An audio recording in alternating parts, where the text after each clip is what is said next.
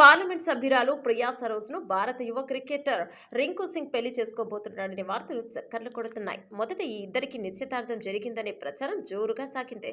కానీ ప్రియా తండ్రి తుఫానీ సరోజ్ దీన్ని ఖండించారు. ఇంకా చర్చలు జరుపుతున్నాయని ఆయన తెలిపారు. అసలు రింకు తల్లిదండ్రులు వెళ్లి మరీ సంబంధం కలుపుకునేంత పని చేశారంటే ఏముంది?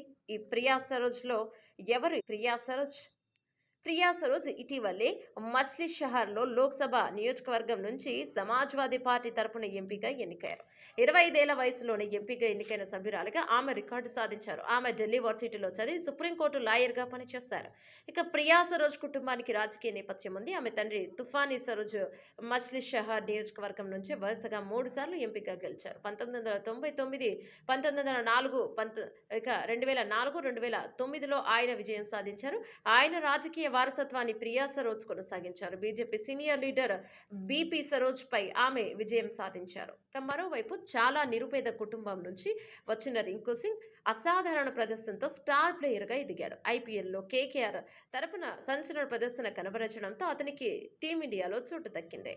టీమిండియా నయా finisher Rinku Singh Samajwadi party MP Priya సరోజ్ను పెళ్లి చేసుకోనున్నారని వార్తలు వచ్చిన విషయం తెలిసిందే.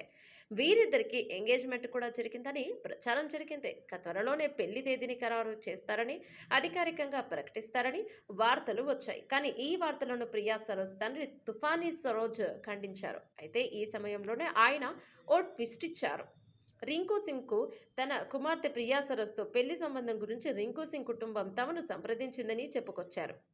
ఇంకా చర్చలు జరుగుతున్నాయని ఆయన తెలిపారు. మరి రింకు సింగ్ కుటుంబం చేసిన పెళ్లి